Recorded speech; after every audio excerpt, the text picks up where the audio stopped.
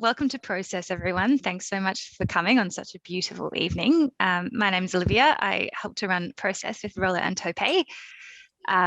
Before we begin, I just want to say Woman-Jinka, or welcome. As I said before, thanks for jumping online and joining us for tonight's discussion, Moonlighting and the Side Hustle. We'd like to acknowledge the traditional custodians of the land on which we meet. We pay our respects to leaders past, present, and emerging. We pay our respects to attendees here tonight who are First Nations as well. We recognise the abundant wisdom and knowledge that sits at the junction of architecture, indigeneity, and the pursuit of the side hustle. We'd like to also say that this event is being recorded and we will make it available online at some point. Just to give you a bit of background as to what Process is, it's an independent speaker series. It's been happening since 2004. Once a month, we meet every Wednesday. The first Wednesday of every month. So you can rely on us to bring you something very interesting on that date. So yeah, mark all those dates out of your calendar. And we're very grateful to Loop Bar, who have really supported us, especially through COVID, and been in partnership with us since 2004. I'm going to pass it on to Tope, who's going to introduce what tonight is all about. Cool, thank you. My name is Tope. I'm recently part of the Process team, and it's been such a pleasure to collab on a few of the previous events. So the event for tonight is Moonlighting and the Side Hustle. Moonlighting refer to paid work, which is done in addition to a normal job. For example, using the sentence, with improved architecture, award rates of $27 an hour, the typical architecture grad can be dependent on moonlighting. And by side hustle, we kind of mean a piece of work or job that we get paid to do in addition to do something on the side. So yeah, some of us thrive on the creative buffet, a little bit of everything.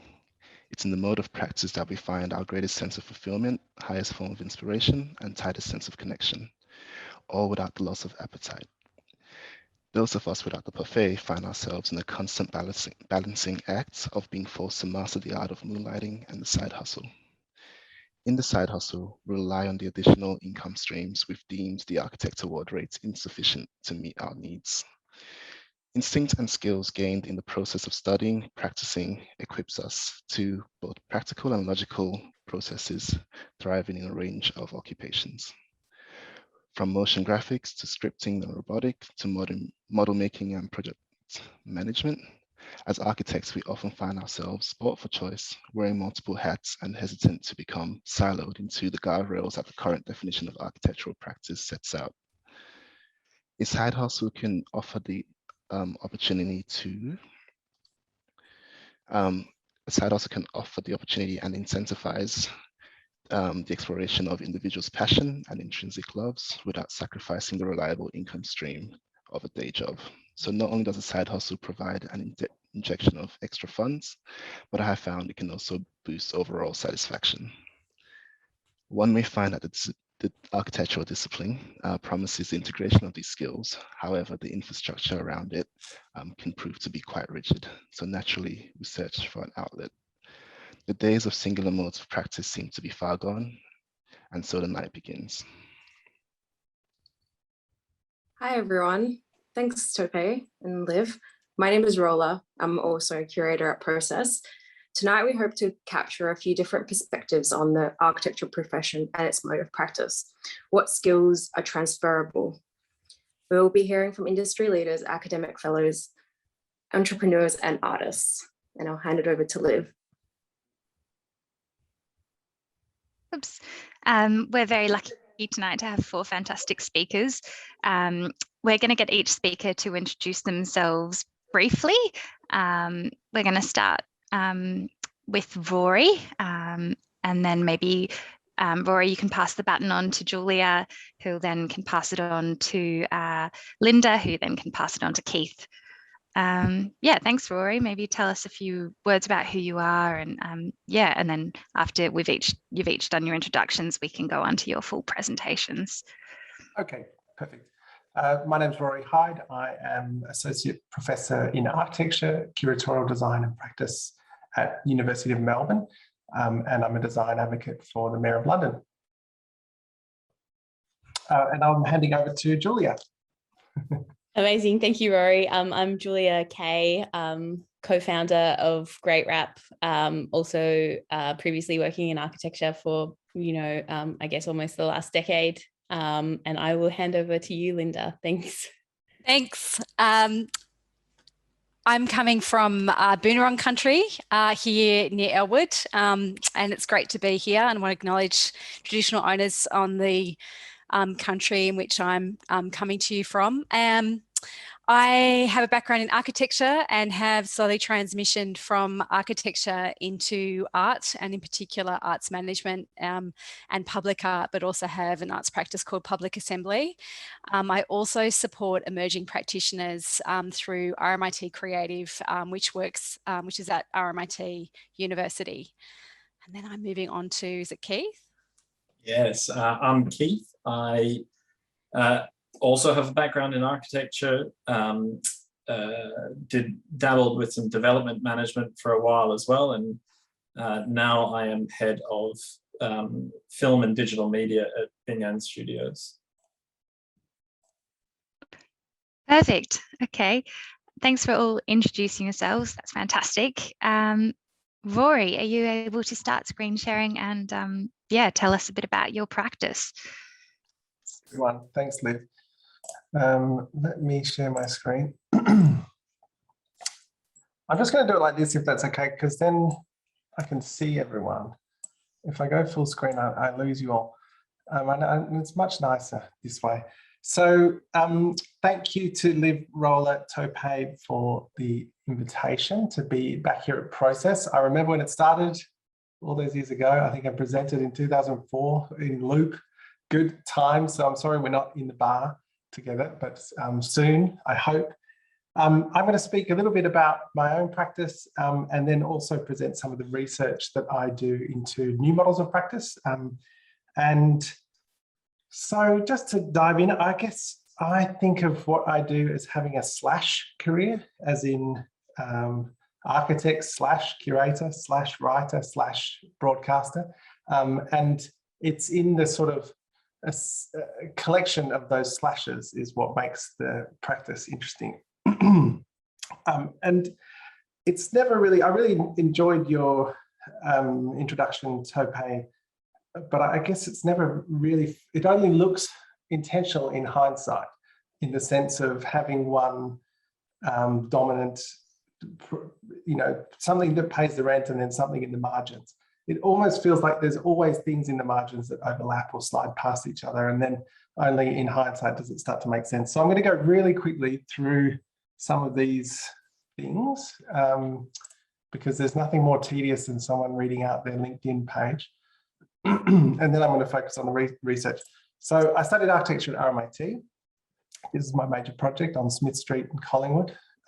Try to make something big, but also respond to the context out of plywood and so on. I worked at BKK Architects for a long time as a student. This is an installation we were building for Max Delaney when he was at MUMA in Monash. I did a PhD, which was also with BKK and with RMIT, looking at small practice and emerging tools. And I was also doing a radio show at that time with Stuart Harrison, Simon Knott on Triple R called The Architects. And I guess that's what really got me interested in the idea of the architect as a public communicator or somebody who speaks beyond architecture, and trying to also focus on the ideas of architecture as opposed to just architecture's images.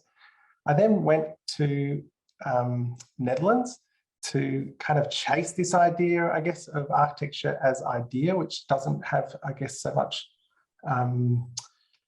it's not, it's very much in the margins here in Australia, but in Netherlands, I saw these architects, publishing these big books and thought, okay, wow, that's, there's a defined practice there that acknowledges this as a form of practice. This is a book I worked on with Rem Koolhaas, who was the editor. It's called Almanac, and it's about architecture of the Middle East. I then had a very failed attempt at doing my own practice in Amsterdam, which was like mental because I couldn't read any of the code or any of the legislation or anything. So I did this great office fit out, but I never had it photographed. This is the last picture I have of it because I had a huge falling out with the owners. But it worked. They're still in there. Yeah, so I quickly gave up on my own practice. And then I did an exhibition. This was a big breakthrough for me. It was called New Order, and it was working really, tiny budgets. We had a warehouse, and we just invited our friends to come and make these installations. This wonderful installation by Dus, where they got two old hot air balloons and plugged them together end to end to make this double kind of bubble. And then we hosted events inside that bubble. Liam Young, who many of you would have seen in the triennial, he's now a superstar. One of his first projects here was called, it was Singing Sentinels, and he had 50 live birds in the gallery. And he was interested in this idea of the canary in the coal mine and how when CO2 levels advance, the birds will stop singing. So he did a performance in the gallery where he opened up a CO2 canister around these birds. So that was kind of exciting. And so that's where I really got a taste for doing exhibitions and curating, but again, in the margins of doing a normal job. I worked at MVRDV briefly, where we designed this building that was accused of the Twin Towers exploding. So that was also another failed attempt. And then really, this was very much in the margins, which was on the train back and forth I was living in Amsterdam, working in Rotterdam in this practice, and really like rebelling against what the version of practice that was being, that I was working in, which was, as I describe it, let's make 50 versions. One of the directors will walk along the wall going, aha, and give a big tick to one of those options. And then we have to do it all over again. And I said, this is not architecture, there's more to life. So I wrote this book, Future Practice, on the train going back and forth as a sort of, to try and answer my own question, what could architecture be? We took the radio show to Venice as part of the Australian Pavilion, which is where I gave the book. I brought a satchel of them, 50 copies, and gave them to people around the Biennale.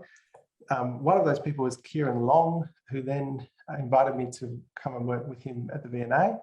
So I was there for 7 years. I've just really got back to Melbourne at the start of this year. And this was one of the first things that we did, which was this neon sign in the grand entrance that said, all of this belongs to you, a kind of statement of publicness of the museum and so on. And then towards the end, and I'm still doing this, which is as an advisor to the Mayor of London. So Sadiq Khan's there in the middle, I'm up the back, and there's another 30 advisors, including David Adja, you can see in the front, and other people who are working on the Mayor's mission of good growth by design. And now I'm at Melbourne Uni, and it looks like this with no students. So I'm just doing Zoom land teaching. And happy to be home. So that's really the sort of, as I say, the LinkedIn part of the presentation. I've got a couple of reflections having put that together, which is, the first one is nobody's going to ask you to do it until you've done it already. So I guess what I've found anyway is when you're wanting to move into another field, you kind of have to do it yourself on the smell of an oily rag first. And then you can like legit put it on your website, call yourself a curator, and all those doors will open for you. The second point is that it helps to have a safety net. I've been really lucky with my partner that we made a deal which was one of us has to have the normal job and then the other one can kind of experiment by recasting their job. And so one of us always was able to pay the rent, basically. We've never been rich, but we've always been able to do interesting things because of that kind of tag team approach. And then I've also, I think this is true, but I'm not sure, but my current students are asking me this as they face these forks in the road. I think the doors do close eventually, but it takes a long time. So, you know, I can still sort of call myself an architect, but I'm not really. as I haven't designed anything for a long time. So I think if I was to apply for a job in a practice, they'd sort of look at my CV and say, huh? So I think that door might have closed, but I'm not sure. But certainly other doors have opened. So there is a bit of a choice here when you take on these moonlighting things, but so there is a cost to being a moonlighter. I think that's my point. How am I going for time, process, people? Can I whip through the next section? Keep going. Is that okay? Yeah, we've got plenty of time. Thanks, guys. Right, Architects After Architecture. So this is a book that just came out in, start of the year, that I put together with Harriet Harris and Roberto Maccaccio. And it really tries to, I guess, not so much build a theory around this idea of alternative practice, but to be clear about what those other pathways are and what they could be. So we look at 40 different case studies through interviews and through invited essays and so on, of people who we describe have either gone architecture plus, so they're doing architecture plus something else, whether that's climate or inclusion or community or different forms of making or practice or culture. So really they're stretching the boundaries of what we consider architecture to be. And on the other hand, we have this group of people which we call beyond. And these are people who have studied architecture, but they now find themselves in a completely different discipline, whether that's as activists or working in the public sector, different forms of design, making video games, working in technology, etc.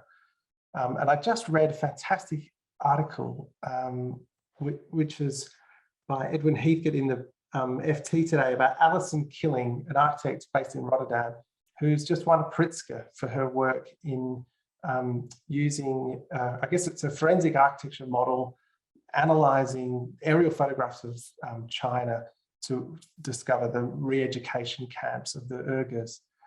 So incredibly important work, but someone who's an architect who's been able to apply their skills in other ways. So really quickly then, just to finish, some of the examples from the book, Roger Zagolovich, who's become a kind of social developer, public practice, all of these people are working in the public sector as opposed to the private sector. Interborough have recast their practice to be supportive of different community groups. This is a workshop where they're helping children to design a park. They call them expert users. Alex Schroeder, who jumped out of architecture to become an artist.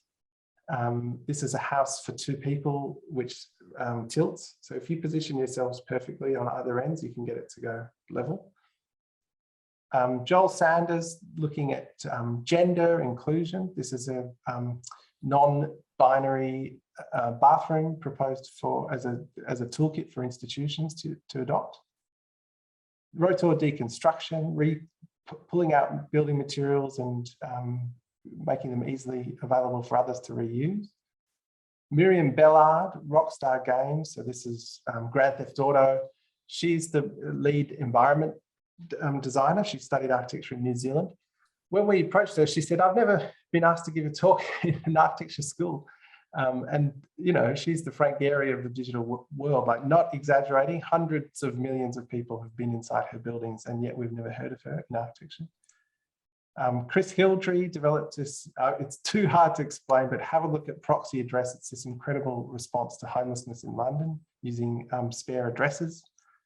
And Forensic Architecture, who I mentioned already, and this is their study of Grenfell Tower, and really providing a citizen's response to the tragedy of the tower. I'll just click through these because there's too many. So really my conclusion is all of this is architecture.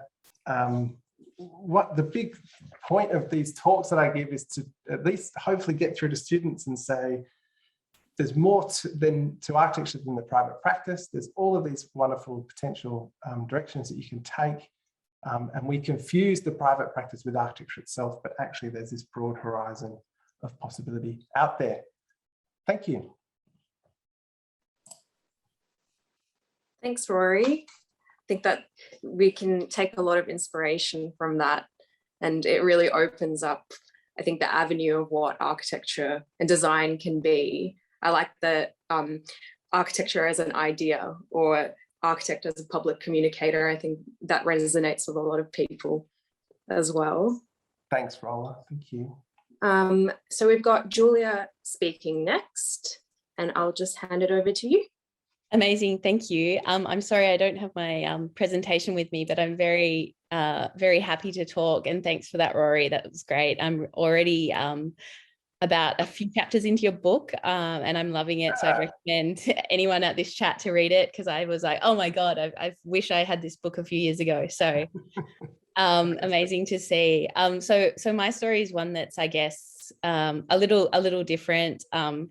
Mine is one that's gone down the path of an obsession, I guess, with materials. So I, sort of had an architectural career. I got the classic job working in a really, well-respected practice, and working in education projects, designing schools and imagining a future for a world that I wanted to create, and having this amazing sort of experience doing that.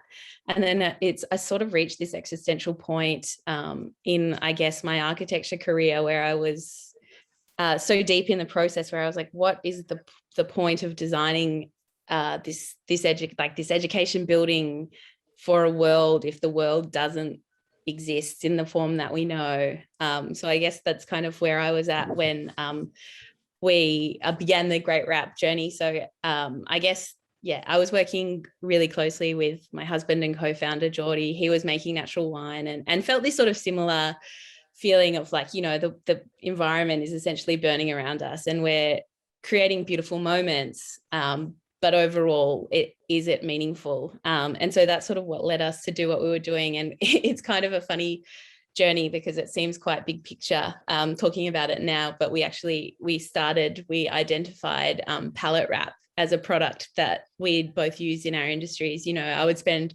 an incredible amount of time on site and focusing on what I would specify, and see everything roll up in like petroleum-based plastic. And we just started to have this conversation, like, why is it this way? Could we design a better system for freight? Like, could you invent some sort of reusable clip system? Or I don't know, just like we went on this crazy kind of rabbit hole. And after a bit of sort of heavy conversation, we realized that unfortunately, to change a whole global system, the world will continue to exist and behave the way it does. So we decided to look at that material itself and interrogate whether we could reinvent that.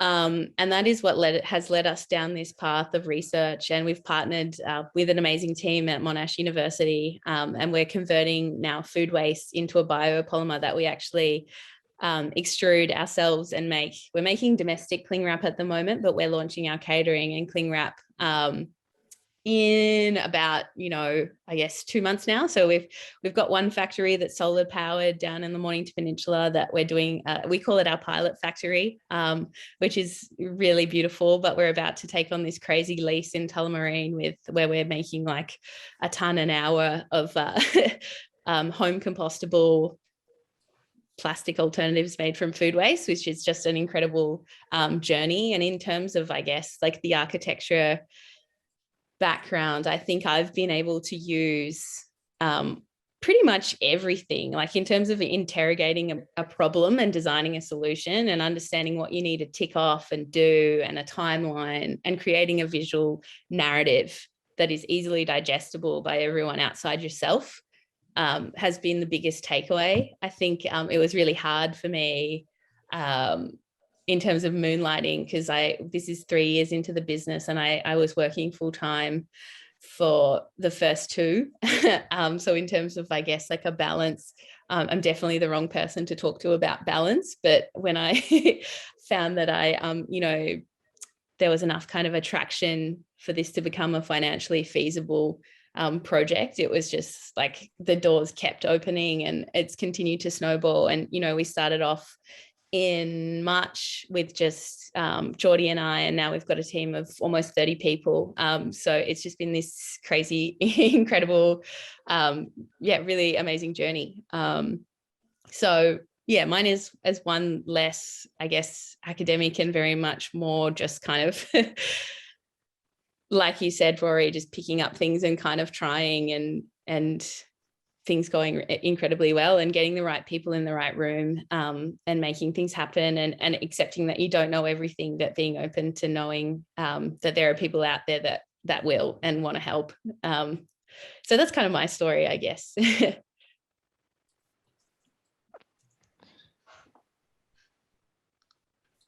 Yeah, awesome. Thanks, Julia. That's super cool how industrial scaled the project is now, and it's quite inspirational to, yeah, to see something go from a tiny seed to, you know, something that's enormous.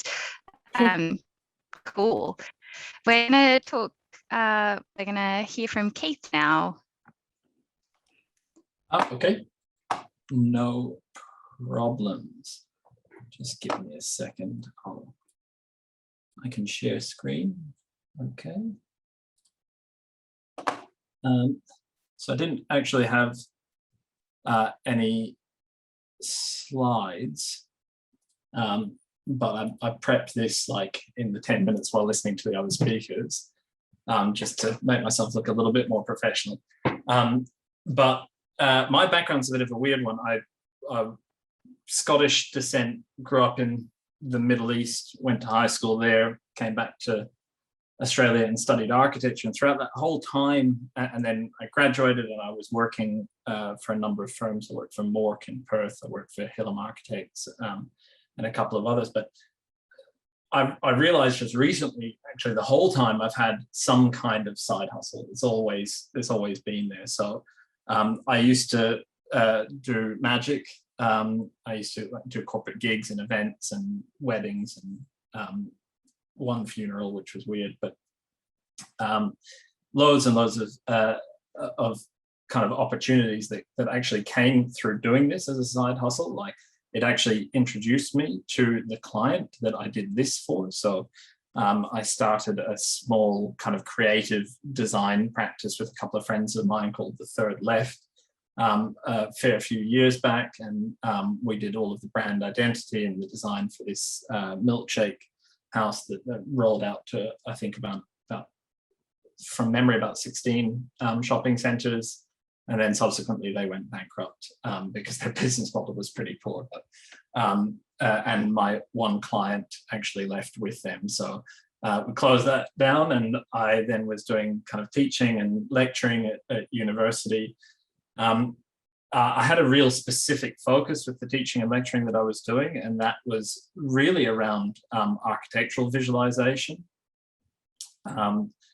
And I just love this idea of creating things that are like, that you just can't imagine. Like, I think building the unbuilt, or showing things. So I ended up working on the 2012 Venice Biennale.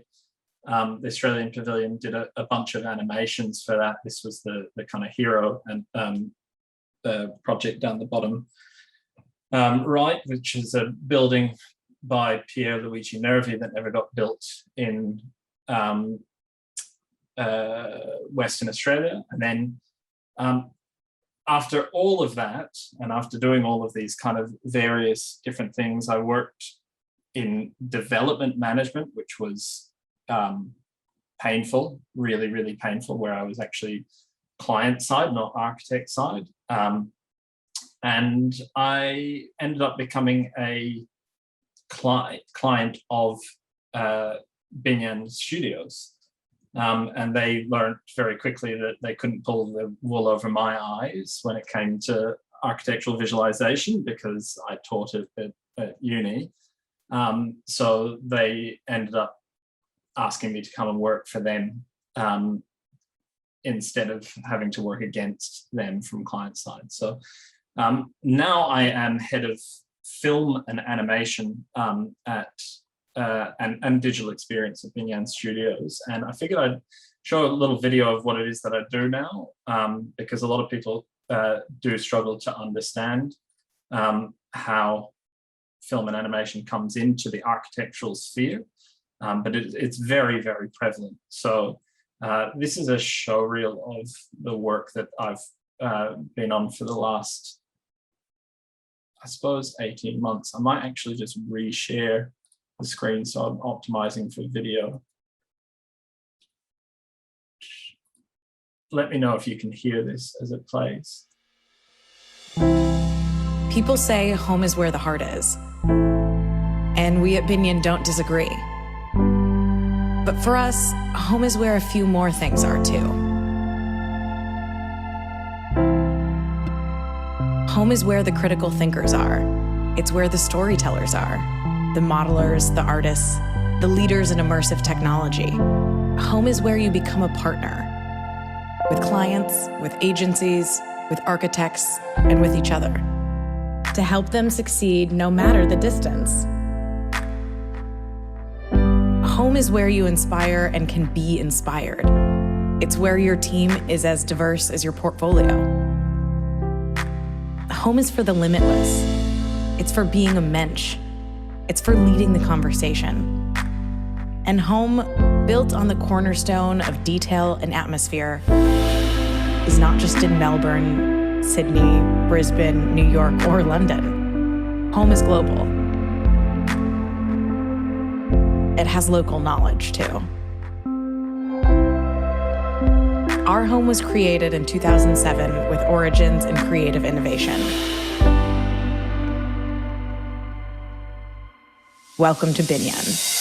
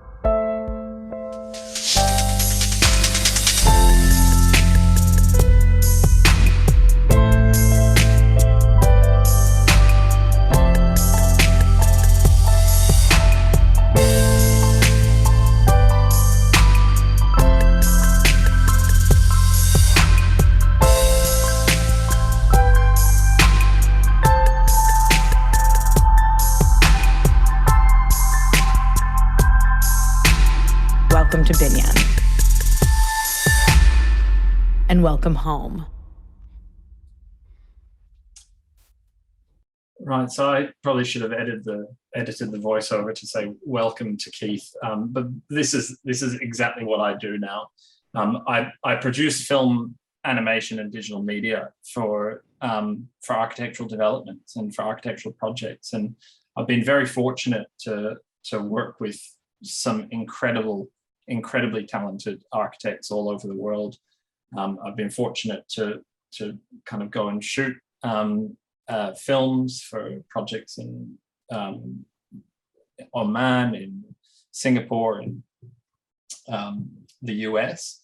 And it's become a real passion of mine, actually, just the film and animation side of things. And I think that I'm with what Rory said before.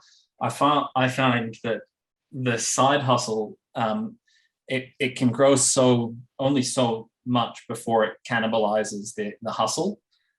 So now my side hustle is kind of what I do on a day-to-day basis. I think that what I'll do is I'll call it there. I've got other things that I could share, but this is kind of what I do now. And I'll probably talk more of this as we move into the panel.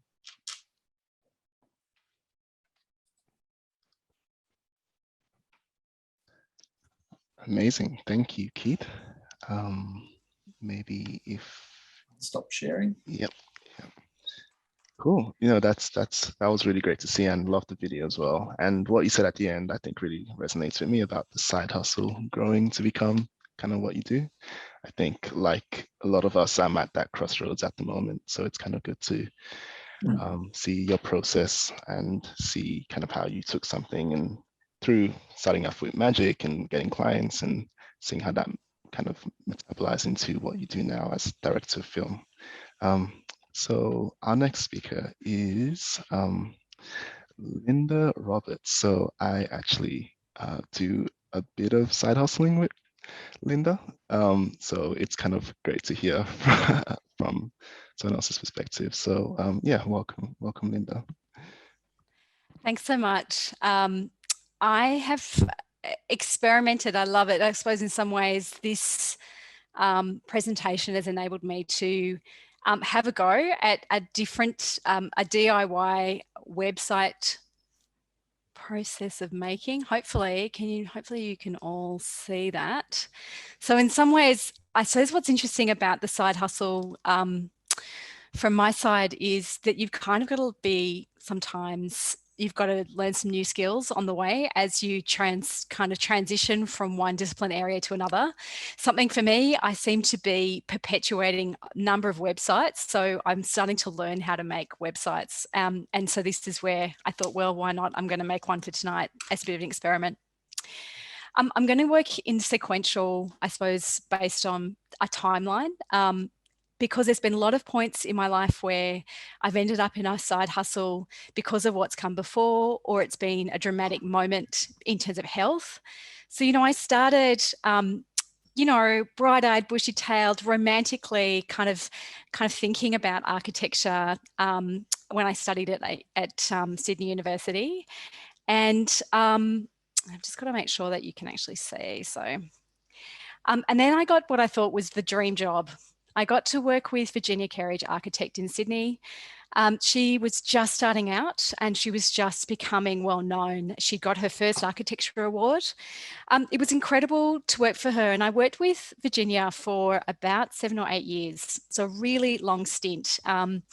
And what was kind of interesting about that time was I thought I was living the dream, and I was living vicariously through Virginia in a way, because here was a single female architect with her own practice. And I thought, this is it.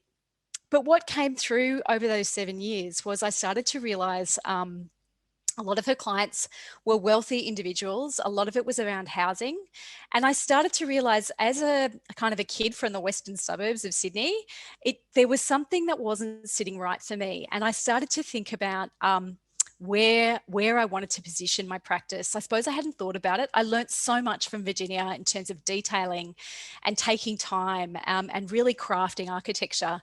And, everything comes from this time with Virginia, and I'm still in touch with her and a really dear friend. So it's kind of fantastic I had those formative years working with her. But what happened was I had extreme burnout. So Virginia and I were working on the Olympic Village. So this shows how long ago it was. So the Sydney Olympic Village, we were working with a group of other architects, with Mervac as a developer.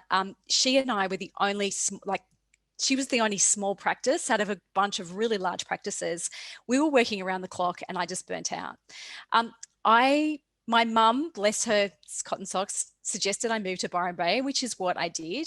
And it was at that pivot point that I started to think about what life could be outside of architecture. How do I balance? And I suppose this is the thing, there's this obsessive nature of architecture, and there's something about this discipline that is not healthy in the way that we work. It might be our drive, it might be our ambition, but there is something about that didn't seem right. And it took me a long time to kind of work that out.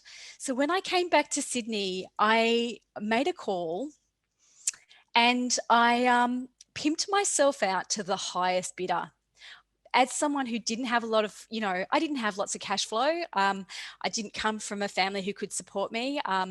I thought, okay, I'm going to work for Westfield, design and construction. I'm going to use all the knowledge that I learned from Virginia, and I'm going to be an advocate for high quality design. So I worked with Westfield for Bondi Junction and then Doncaster. So really they're big, high level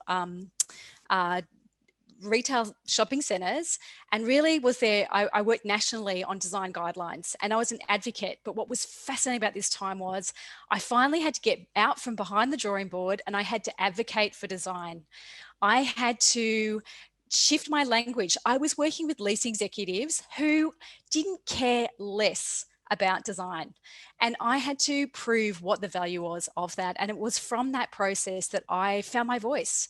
If it wasn't from that point, I wouldn't have kind of, you know, I suppose I wouldn't be the person I am today without that experience, and also some really incredible female leaders at that time.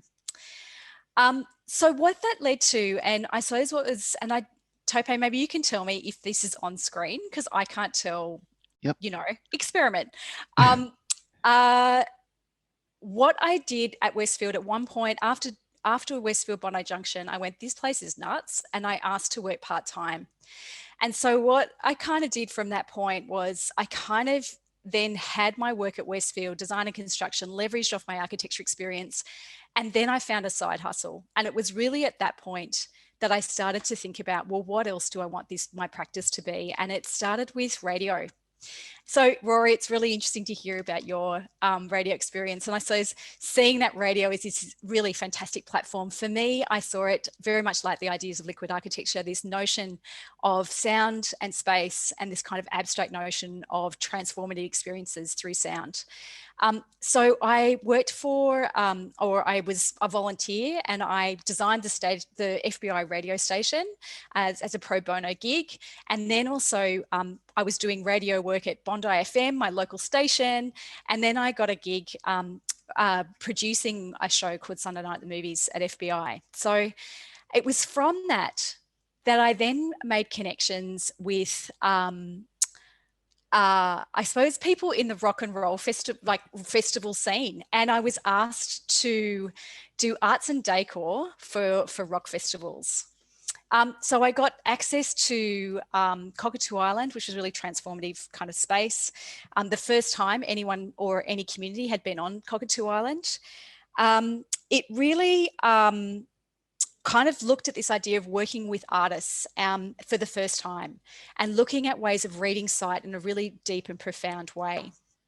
This led to me then working or moving to Melbourne and then flipping back and then going, okay, I've got to rethink how I do my practice. So I went and did a master's in architecture, back in architecture at RMIT, but within expanded field. So what was amazing was I found a university that would take me on within the bounds of architecture, but this kind of rogue,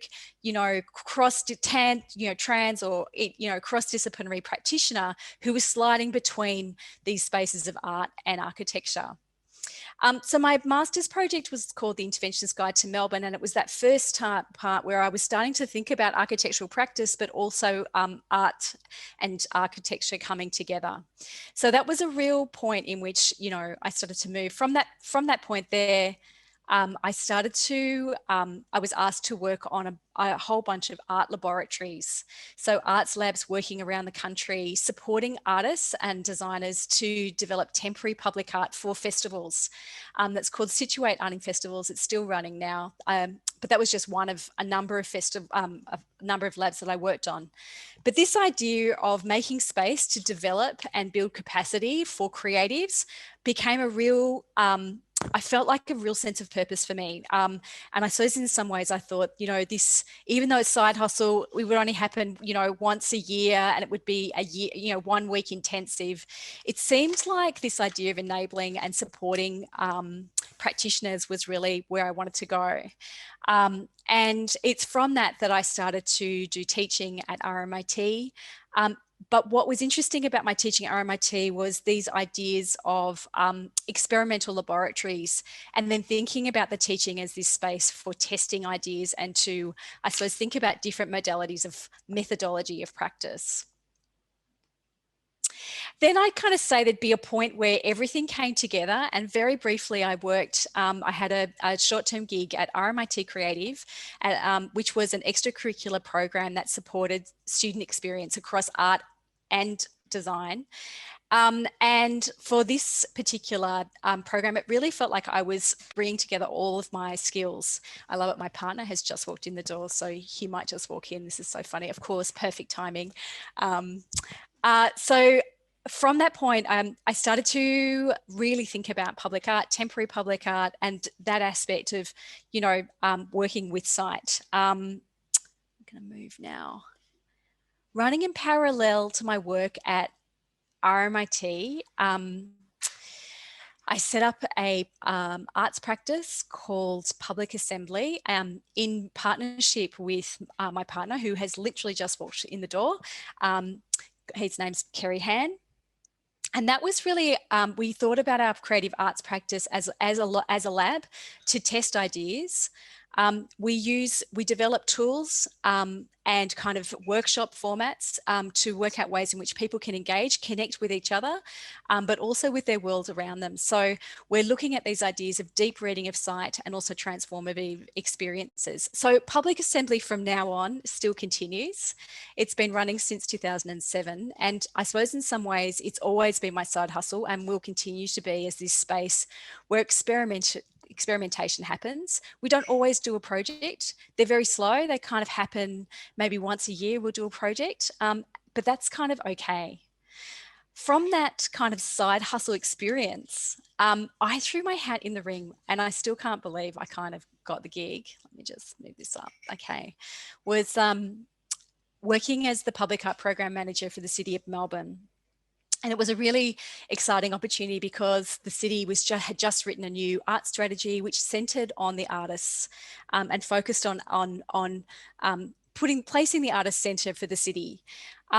So I had the opportunity to write a new public art framework, and from that look at ways of supporting artists to, I suppose in lots of ways, in what we do as architects, think about how we create site-specific work. How do we experiment and sort of test ideas? How do we reveal stories and narratives that are not seen in our cities? How do we amplify emerging voices, those voices that aren't being heard, particularly in standard EOI, arts funding platforms? So Test Sites and Biennial Lab were two programs that I led or facilitated during my time there for 4 years. Now that was definitely the main gig. I worked full-time. I stopped Public Assembly for that period. It was intense. I probably should have another point in this timeline which says burnout, because exactly what happened when I left City of Melbourne. I was just like, what the hell was that? So I suppose in lots of ways, I did a PhD to kind of reflect and rethink about what I had just experienced at City of Melbourne, and I'm still in the process of writing that, but looking at the various methodologies that I've brought in from different disciplines and thinking about how we might approach and support artists to work in the public realm.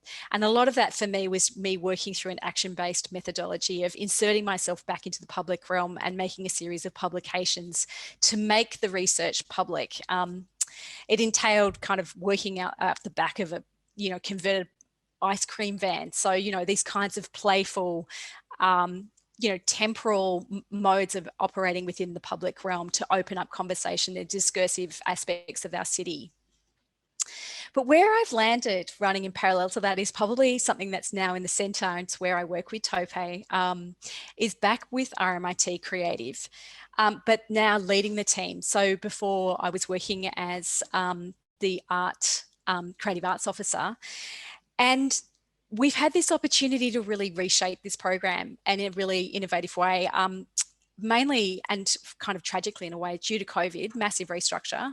We almost all lost our jobs, but it's made us really rethink what our purpose is around this in this space. And we kind of center now student creativity through kind of from the individual in terms of self-expression, which we know creativity is a 21st century skill. And if I know that if we don't impart creative thinking on all the graduates, the 65,000 graduates that are at RMIT, our society is doomed. If we do not start to increase and advocate for lateral and creative thinking, it's really important that we have these creatives and we support this kind of creative and lateral thinking. At the same time, how do we forge a community around that creative thinking so that we can actually share ideas just like we are here tonight at Process? And the third part is how we actually start to ensure that we get off the mobile potentially and look at the world again through new eyes. How do we start to rethink and re-envisage the world that we see as it is now, so that we can shape a future, one that might be more positive? So I suppose that's it in terms of my my kooky, dynamic, everything sliding around website. But yeah, that's me.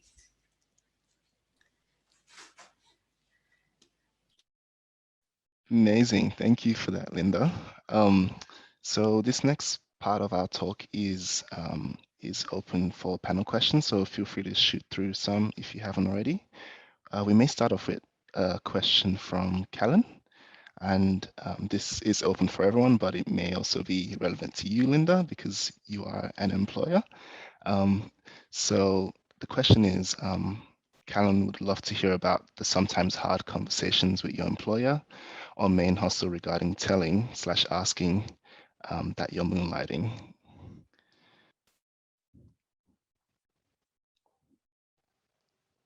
So, do you want to take a swing at that, Linda? Do you want to just repeat it, Tope, just again quickly? What was that, the first part? Yep. So I think Callan was kind of asking about the hard conversation to have with employers about communicating the process that you're side hustling, or asking maybe for that to be permitted. Yeah. Well, Tope, you would know.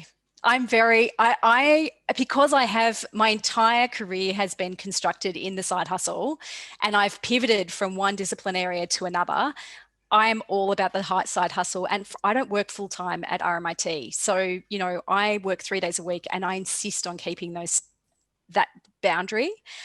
So I am very much about supporting, you know, to enable. I have a concern that people who work in the arts in particular, if they work full time, they start to lose touch of the communities that they serve. So I am very much about people working on the side hustle. So I'm probably not the best person to answer this question. That said, I'm thinking about if I had to approach this with Virginia or someone who is working full time. It is really tough. Sometimes negotiating, and I did this at City of Melbourne. I negotiated and asked for a 9-day fortnight, and I started that way. So I worked longer hours. You're already doing the long hours in the architecture practice, so start that way. I find that that's probably one way of leveraging some time out of a practice, but still looking like you're still giving them the time that they need. That's one idea. Maybe if I can add to that, I think that's right. It can be really difficult. And I remember when I was at BKK, you know, some of those, I guess it depends what the side hustle is. If I were working for another practice, absolutely not. You know, or even on my own practice, I think that would have been pushing it really, because then you've got competition with clients, and what are you really spending your time on when you're at your desk, and all of that starts to come into it. But you know, something like the radio show is really seen as complementary, and it doesn't take a whole lot of time out of your work. Even though I was given probably an afternoon a week to prepare for that show, because they really supported it. You know, so I think it depends what the hustle is, and you need to be really clear and communicative with your boss, and yeah, ask for the right permission and treat that main job with the respect that it deserves, because it's not worth it otherwise. Yeah, that's so good. Julia, you mentioned that you were working for 2 years while setting up 2 years full time. Was that kind of a transition, or did you kind of just stop one and start the other? Yeah, it was very, I'm also probably the wrong person to ask this question, because I, you know, really kind of burnt myself into the ground working 2 jobs full time for 2 years, and then pretty much threw my hands in the air and went, all right, I'm leaving and I'm doing this full time now. So if I had my chance again, I would probably share the journey a little more often than not. People are really excited about what you're doing. If you're really excited about it, and if you've got a beautiful team around you, they're excited to see you kind of nourished by new ideas.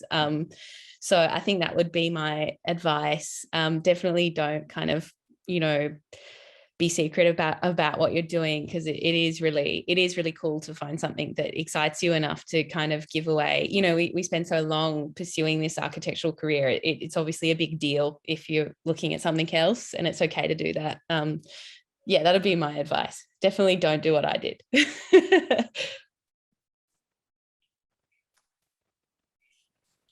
I tend to agree with you on that, Julia. It's like, I think that having difficult conversations with your employer, I think it's hard for you, but the reality is a lot of employers would be totally understanding of that, especially if it is complementary. If you're doing something that's unethical and you're setting up a competing practice, that's a whole different story. But if you're doing a side hustle that is complementary and your employer is not kind of an advocate of that, I mean, I'm going to be pretty harsh here and just say that's not the employer that you want to be at. Really, every employer that I've been to, like, they were very, very accepting of the fact that I would take time out to teach and lecture at university, accepting of the various things that I did. I had that whole Venice Biennale thing. I think I ended up doing 3 hours a day during my work week just to deliver on that Venice Biennale animation that I was doing. So don't shy away from bringing it up. You'd be surprised, I think. Definitely. Yeah, cool. Okay, we might go to a question from Adele, who has written, how do you decide which projects you say yes to and which projects you say no to? I'm kind of curious to hear from Rory, who sounds like a lot of what you do is also what your partner is okay with, and how you kind of negotiate and how you pitch what you want to do next to the people around you, and kind of how you say, is this a goer? Yeah, how you kind of market the fish tank kind of proposal you're wanting to go off and do. Oh yeah, I mean, that's really difficult, isn't it? Look, wow, what do I do? Look, it's tempting to say yes to everything. You know, every new project always sounds exciting because you paint it in the perfect way that it's just exactly the thing you need.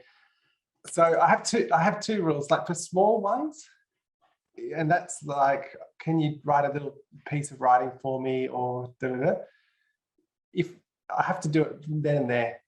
Yeah, on the day that I get the invitation, I have to do it then and there. Otherwise, I will not do it, and I will regret saying yes to it. So that's the first reason for the first explanation for the small ones. And then for the big ones, yeah, you know, I don't know. I'm terrible at making these decisions, and I'm always more attracted to the ones that don't pay. That's my genetic, you know, what do you call it, like defect. Because I presume that will be the more interesting thing. So I would also recommend against that. It needs to be sustainable. You need to be able to pay the rent. You need to be able to enjoy your life as well. So, but, you know, grab hold of those big opportunities, because they always, and don't worry. I guess the other thing is trust that something else will come along. You know, it's not going to be the last opportunity. Yeah. So grab hold of it, or don't, but don't worry. Don't regret your decision. Yeah, cool. Okay, maybe we can go to Julia, who also sounds like it's a negotiation with somebody else who kind of supports you too, which is really nice. And then we, yeah, how did you know that it was time to kind of jump? Yeah, ours was, I guess, yeah, similar to Rory in that we, when Geordie and I started, and we were pretty lucky in that Geordie was making wine, which is quite seasonal work. So it's kind of like, you know, a folio for the whole of harvest, and then you have a product that you sell, and you can kind of sit back. So that gave us a bit of time to kind of work on it. I think there was a long period of time where we were both wondering whether it was something that was worth pursuing, and whether it was not just like an idea that we both liked or could see a beautiful vision for.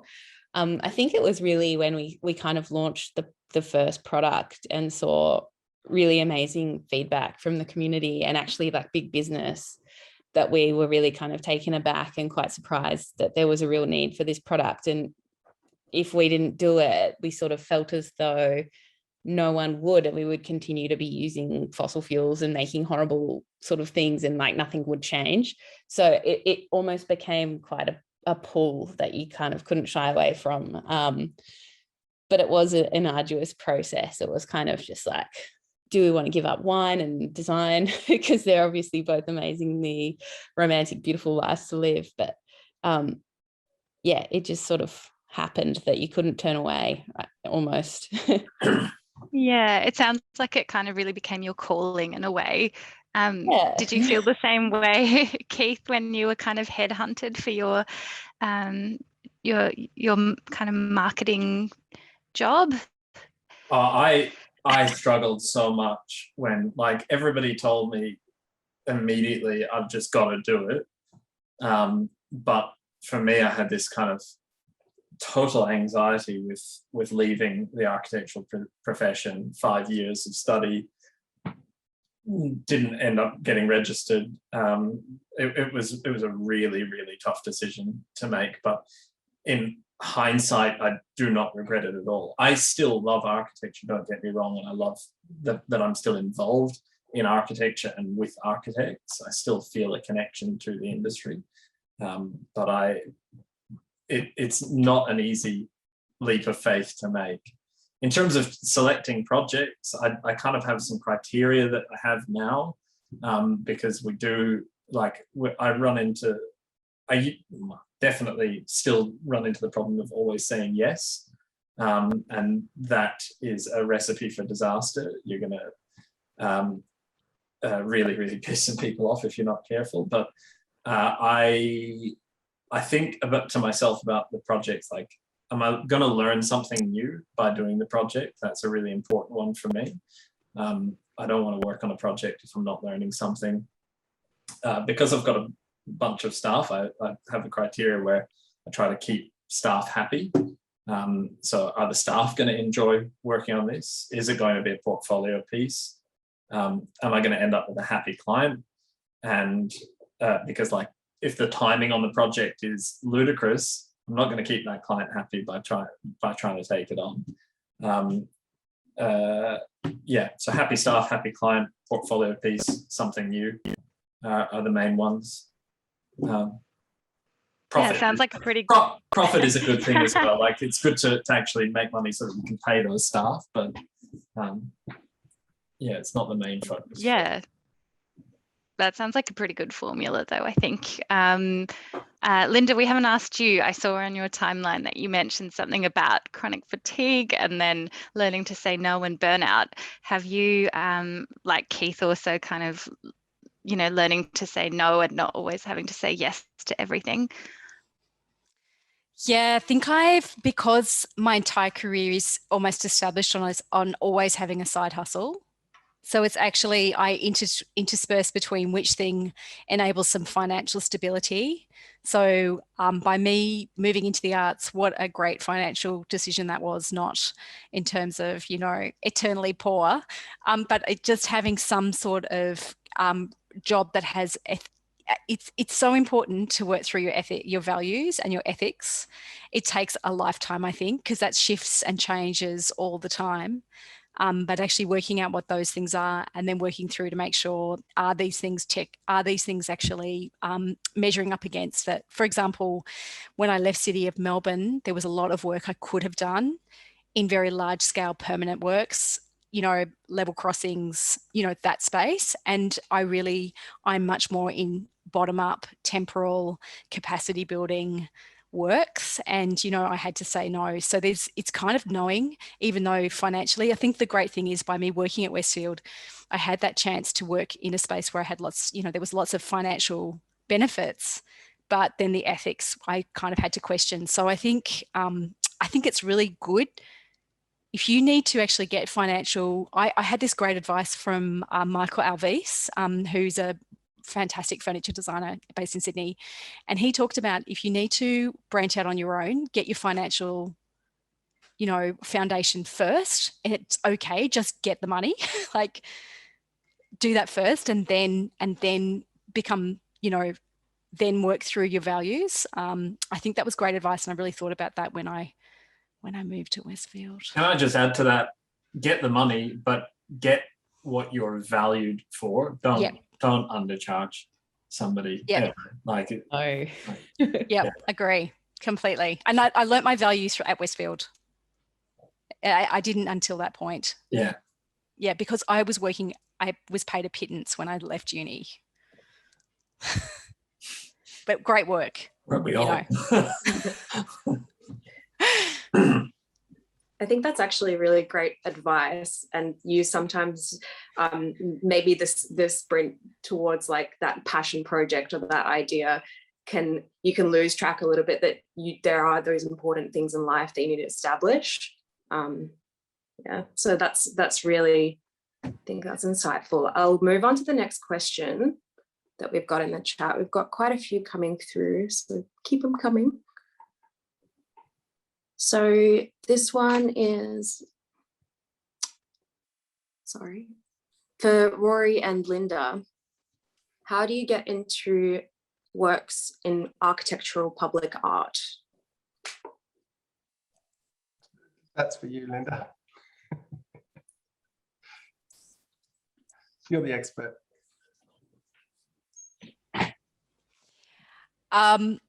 Rory, I think I really wanted to just share, I loved your vulnerability, or sharing your vulnerability of failure, because a lot of the time you enter into spaces through failure of going, oh, I thought this was it, but actually epic fail. For me, like radio, I was so passionate. I thought I could be a great radio presenter, epic fail, was not.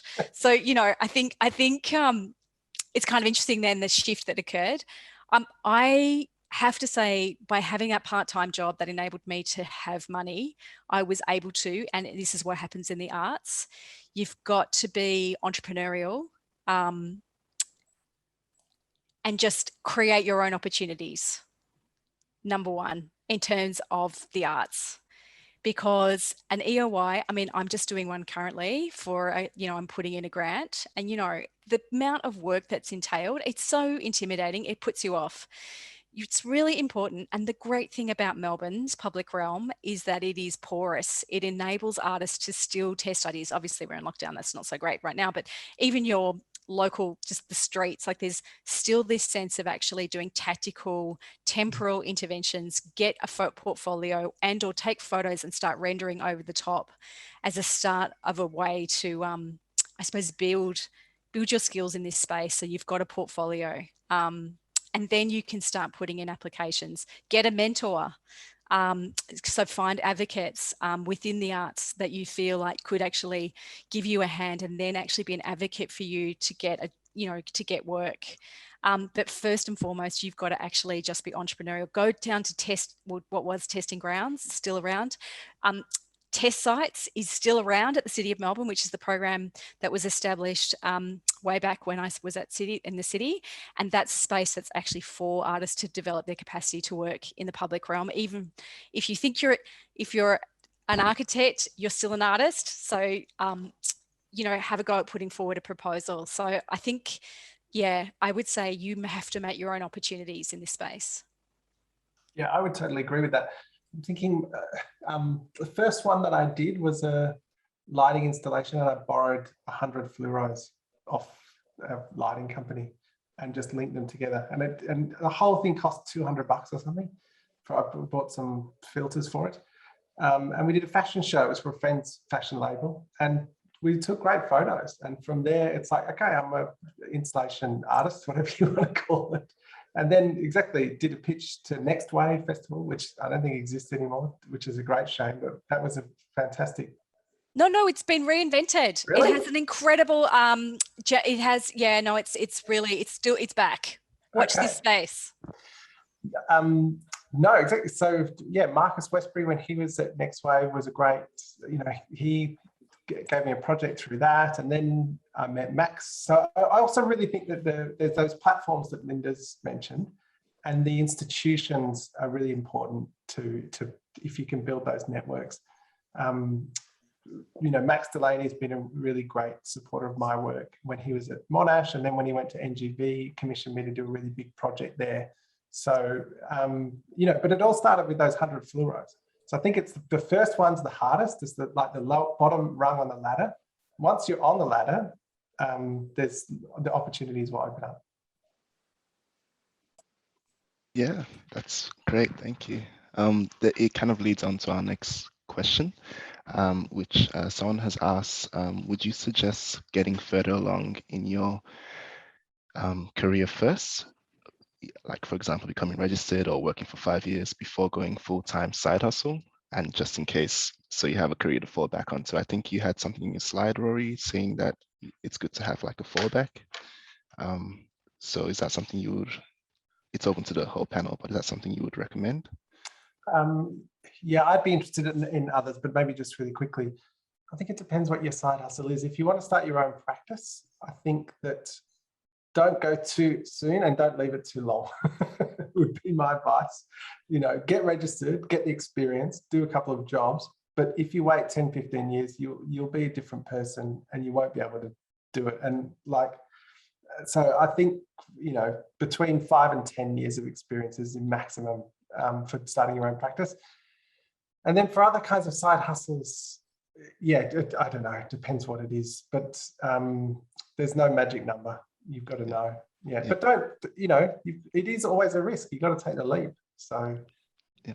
I mean, my view on this is that is it really, like, if you go for it, is it really going to stop you from being able to fall back into architectural practice? Absolutely not. Like, I haven't worked on CAD in years, but I still know how to create a polyline. I haven't worked in Revit or SketchUp or any of these programs for ages, but I guarantee it's like muscle memory. It's riding a bike. So my take on it is that you say, like, I don't feel like I've taken a risk to not be able to go back into the architectural profession. I can at any point in time that I like. I have my degree, and if I want to, I will. But yeah, that's my 2 cents on it. It's not, the timing is really down to you as a person and what your side hustle is, as Rory said. But what I would say is, don't let the fear of not being able to go back hold you back, because you can. You absolutely can. Cool. We might move on to a new question. I want to hear about social media and how you go about being an Instagram personality, or how you, I guess at a bigger picture, at a higher level, how you go about getting the word out about what you do and who you are. Maybe Julia, we can start with you about how you've kind of made an online presence for yourself, and maybe did you turn to a book or something about how you start to talk about who you are in the online world? Yeah, definitely. I think it's a great talking point for me personally, because I think we spoke about before, when it's the right time to make the shift. And I think for us, it was like we, put our idea out to our own personal social media accounts, and we sold out within hours, and like that was very niche. It was like local Melbourne winemakers and local architects. So obviously, it's like quite a small community already. I think though, moving from that moment and into becoming a business, I think for me personally, it wasn't so much a book, but really just an honest discussion of the journey that we've been on has been like our most successful way to kind of like talk about what we're doing. I think, you've spoken about documenting things, Linda, and I think social media for us has almost become a public way to do that, and people are excited about what we're doing and excited to come along the journey. And look, it's not everyone following, but we've got like a really strong community of loyal people that are excited about the journey, because we have been very honest and very transparent. I mean, like inventing a material is hard, and setting up a manufacturing business is really hard. And I think I'd like to think we'd communicated that in quite an honest way. And that's sort of actually really generated this very honest and quite loyal audience for us. So I think it's really an authenticity thing and a sharing of knowledge. You know, it's not like we've created this thing, look how amazing it is, without explaining how we got there. I think we've treated it as that. But yeah. Yeah, cool. Okay, maybe we can go to Linda, who said earlier to get out of the digital and into the, or maybe not exactly those words, but how, I guess then my question is, how do you balance how much kind of in-person, not advertising, but talking about what you do compared to how much online presence you have? How do you, I guess, find a balance, or what are your kind of rules for social media? Well, I've hidden all my social media apps off my phone during lockdown so that I stop the constant and the news. So, and that means that I limit the amount of times that I go to socials, which is really great. But my work, obviously, because I have multiple projects like Side Hustle, my practice, then RMIT.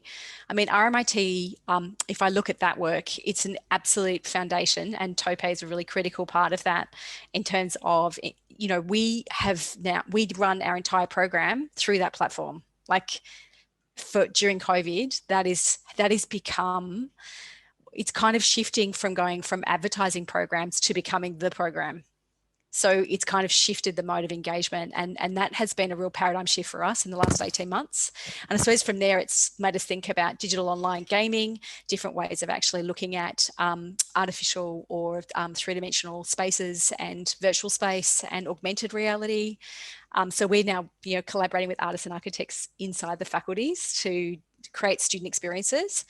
But my own personal, I mean, Rory, I was just looking at your Insta. It's like, you know, I am not the person to ask this question to, because I have like, you just made Instagram. A website, Linda. That's amazing. Well, yeah, but you know, like I don't have social media is not something that I embraced. However, like in terms of my own practice as much.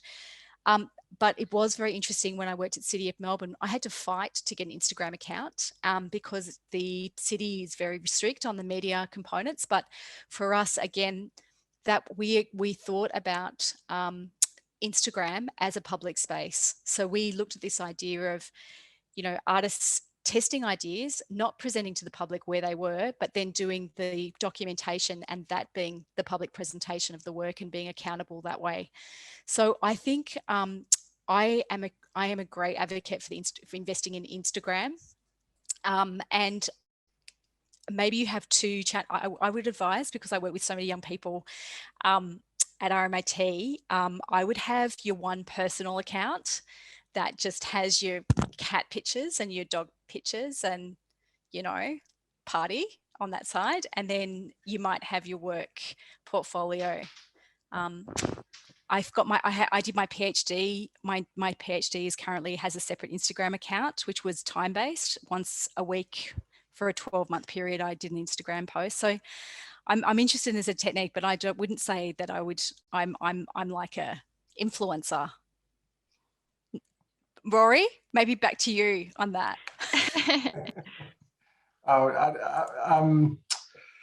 I don't have a social media strategy, but look, I've found it so amazing to connect with people and to start conversations. I can't think of how many people I've met.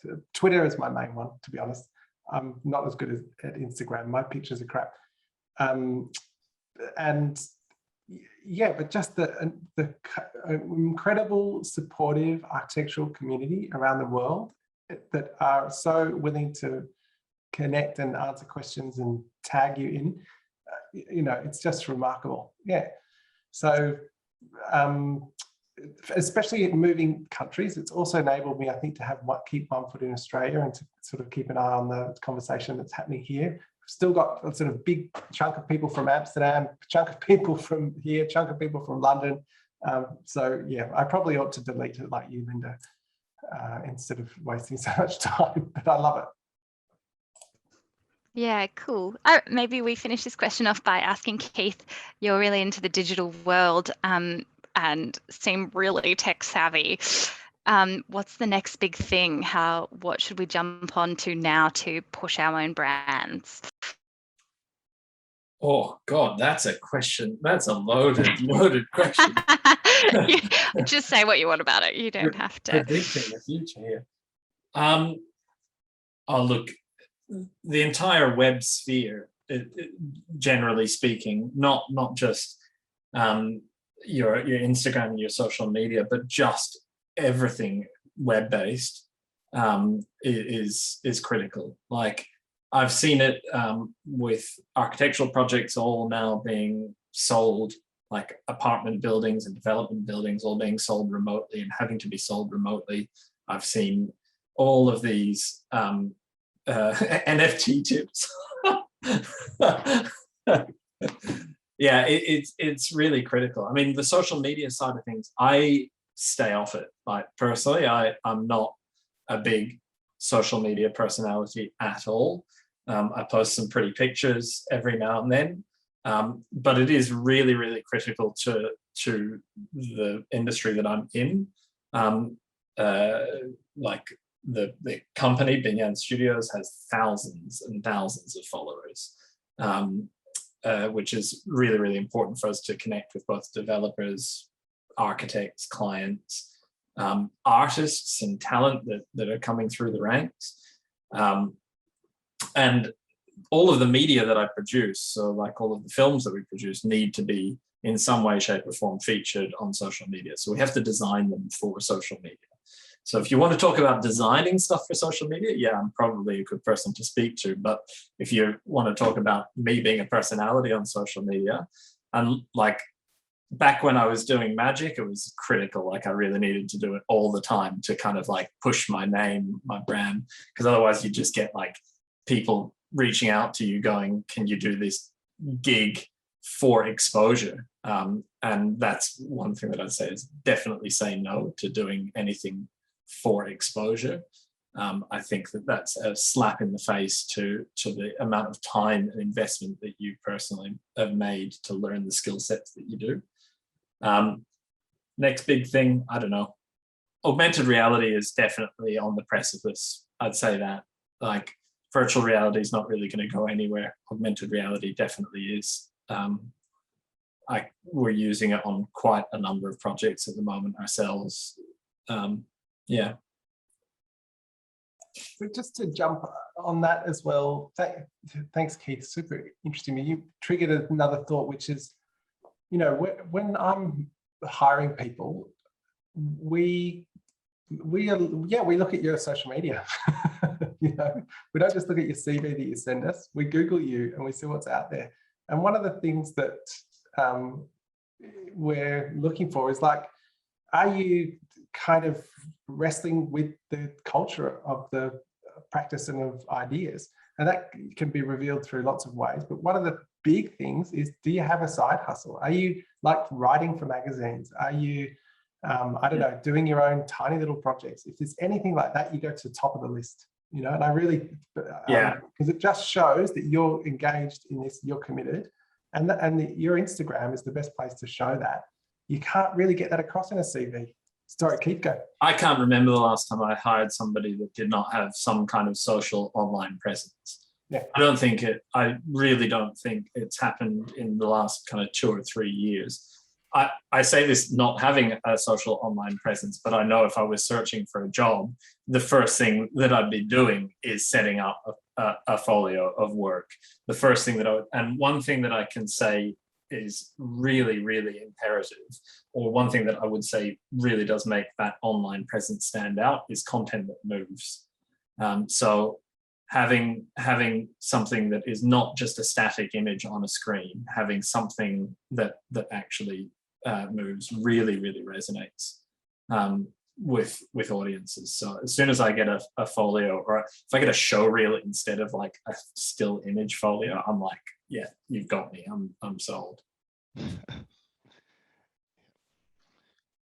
Okay. I will keep that in mind when working on my socials. We've got a question here for kind of everyone. It kind of asks the question if the side hustle projects were intended to be profitable, or if it's kind of more of like a personal ambition. So maybe we'll start with Julia. Yeah, sure. Definitely not. 100% no. We thought it would be a kind of nice addition that maybe we might get a flight up to Sydney once a year or something from.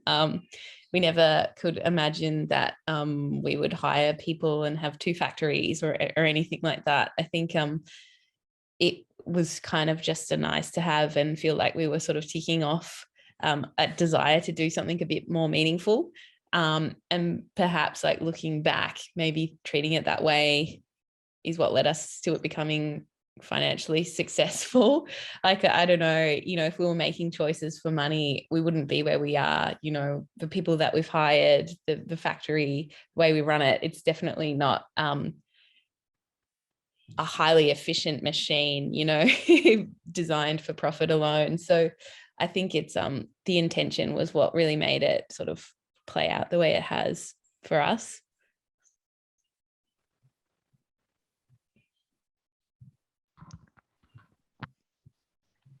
Yep. Yeah, it's really good to know, because sometimes, I think it's important that the way or the intention behind it kind of leads to the method of doing things. And the Great Wrap is such it's an amazing company, and you said it yourself, like if it was profit driven, it may look completely different. And I personally do a bit of photography, and a lot of my work isn't necessarily commercial, but it's because it comes out of a place of actual like personal growth and ambition and love for it. So I'm curious to see if anyone else on the panel feels like their practice changes based on the fact that it is or isn't profit driven. Yeah, I think it's a really good question, and I would hope others to disagree with me, but like I all up with the books, I've made nothing. Like, you just do not write a book if you want to make money, like full stop. But that you get flown to America to lecture at Harvard, and like, what do you pay for that? You can't. So it's opened so many amazing doors, and I didn't do it to make money. But it's like planting a flag and saying, it's, as Linda was saying earlier, these are my principles. This is what I want to do for architecture. So that's what's always driven me. It hasn't been about money, but I've sort of hoped, and in the background, you hope that it leads to other things. So I think that was mentioned in the question. It's like, yeah, that's what got me the job at the BNA. It's what got me, again, another arts job that paid nothing. But it's what got me the job at Melbourne Uni, probably. So, it all comes around. So I don't know. I would really, there's like 2 contradictory things. As Keith has said, don't do stuff for free and be exploited. Do stuff because you want to do it for free for yourself, and it will come around somehow. And I can see there's a contradiction in those 2 things, but I think they both hold together. Maybe I could say it's like investing in yourself. So doing pro bono work that doesn't actually bring you money in for your own work is actually you investing in your own practice. Yeah, totally. Same thing happened, Interventionist Guide to Melbourne, which was a project I did for my master's. I took a bank loan out so I could pay the artists who were participating. But then someone working at the City of Melbourne saw that exhibition. And then years later, when I put in my application, she remembered me. So, you just never know. That's a project where I didn't expect anyone to have clocked, but there you go. These things come up again. Like you said, Rory, love it. Kitchen cooking's underway at our house. Oh, good. I think just come back again and set yourself your criteria for your projects. Like, I know that I've got 22 staff members that I need to keep in their job. And I want to keep them in their job, and I want to remunerate them really well for what they do, because they're very talented. So I do some projects I will take because I just know that's going to be a really easy project. They're going to pay a lot of money, and I can get that in and out the door very, very quickly. But that is not the only criteria for the jobs that I work on. As I said, I've got the other criteria of like, am I learning something by doing this project? Is it going to contribute to my folio? Is it going to be something that's really amazing that I can add to next year's show reel, for example, and go, that's like, wow, we did that. We did this interactive installation in Jakarta last year, which I can't wait to have on next year's show reel. We made no money on it. We made not a dime on it. But it was a conscious decision at the onset of the project not to make money on it. And I think that's really, really critical for you guys to define your own criteria. You don't have to use mine, but I highly recommend doing it. Thanks, Keith, Linda, Rory, I think, and Julia as well. I think that we can take away from each of those, and finding that balance is super important, I think. We'll move on to another question, and this will probably be the last question for this evening. We'll go to an audience question. Is it worthwhile studying abroad when doing a bachelor's in architecture, and can it open avenues to potentially working overseas? Also, can working overseas be beneficial for future experience? If you can get abroad, do it. Escape. I would say any kind of international experience. I didn't work overseas, but I went to high school overseas. I'm Scottish by descent. Any international experience you can get is going to add value to you as an individual and you as a professional. So yeah, is my answer. Maybe we need a disclaimer for that one after COVID. Yes, post-COVID. Yeah. Yeah, I would have thought you'd be desperate to get out of here after COVID. So yeah, do it. I mean, what I felt when I went to Amsterdam, this is after a long time in Melbourne, you know, I'd done my 5-year undergrad, and then I'd done another 4 years of a PhD. So that's a long time at RMIT, like going to the same lunch places, like Don Don's for 9 years. And going to Amsterdam, it's like, oh, wow, there's this whole other way of thinking, which I was never exposed to. And you realize how kind of defined your world is, or your version of architecture is. And each different city that I've lived in, it's like adding another whole chapter or version of what architecture can be. And that sort of pluralism and flexibility of mind, and Linda talked about creativity being the big thing. I mean, there's nothing better, and maybe travel gives that to you, but being in a practice elbow to elbow with people from other parts of the world, as I was in Rotterdam, that I learned more in 2 years in Rotterdam than I did in my whole studies. Like, it's an incredible hothouse. And I don't mean to go to slave yourselves as an intern.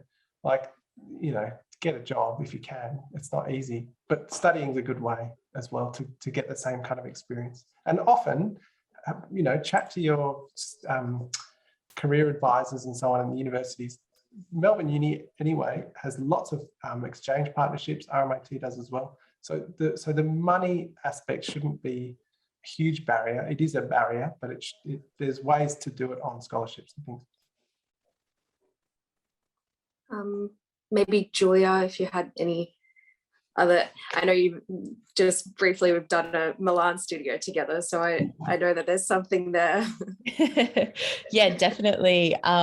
Yeah, obviously, as much as you can get away, I would recommend doing it. Any sort of perspective outside of the world that we live in is amazing and can only add depth to anything that you're trying to achieve, whether it's work, study, or travel. Post-COVID, I would just, the world's a big, crazy place. So got to do it. I, can't wait to get vaccinated and work in a crazy place. It's an amazing thing to do. Awesome. And Linda, yeah, if you wanted to add to that at all. I might just say that there's a great philosophy, or the artist placement group from the 60s has this great, one of their lines in their manifesto is context is half the work. And I think that this idea of recontextualizing your practice, find your hidden biases. You know, in Australia, we kind of sit with these kinds of frames of reference and expanding.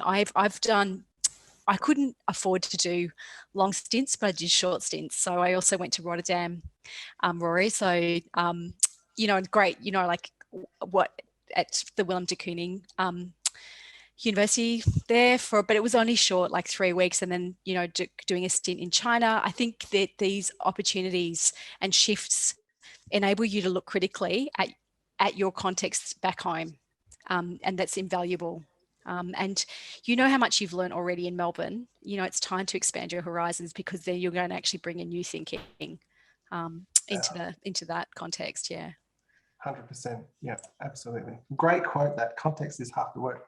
Love it. Yep. Really love it. Perfect. And I think that's a great note to end the night on. So we just want to, again, thank you to our speakers, Linda Roberts, Keith Reed, Rory Hyde, Julia Kay, on speaking and bringing so much wisdom and insight into this process talk. Yeah, as Liv mentioned earlier on, we function the first Wednesday of every month. And yeah, it's been lovely to have everyone here, and we look forward to seeing you in person sometime soon. Yeah, normally would end the night with some music and maybe a beverage or two, but I guess it's as anticlimactic as ending a Zoom call. But we hope you have the best night, and yeah, thank you once again.